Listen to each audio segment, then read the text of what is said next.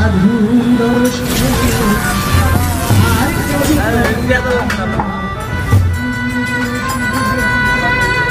ঘুমটা দিয়া খেমটা তালে জনম গেছে ভুলে পালে ঘুমটা দিয়া খেমটা তালে জনম গেছে ভুলে পালে কিরাম হবে সময় দিন স্বপ্ন শুনতে আই কবি